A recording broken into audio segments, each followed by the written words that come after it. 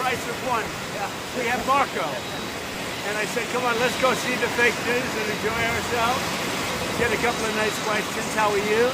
Who would like to ask a question? Mr. President, on California, are you prepared to invoke the Insurrection Act? Depends on whether or not there's an insurrection. There is, sir? No, but you have violent people, and we're not going to let them get away with it.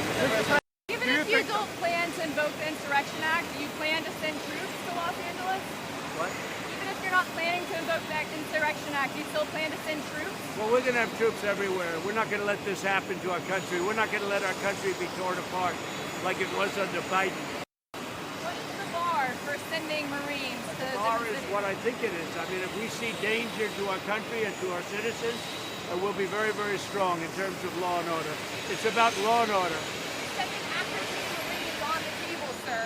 Secretary Hegseth. We're going to see what we need. We'll send whatever we need to make sure there's law and order.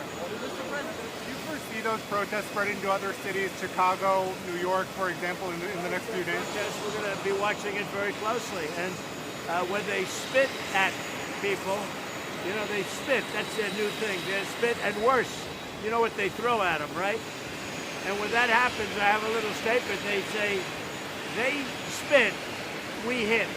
And I told them, nobody's going to spit on our police officers. Nobody's going to spit on our military.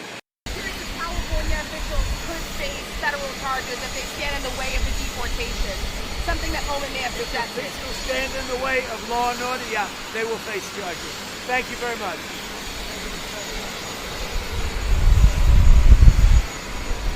Right.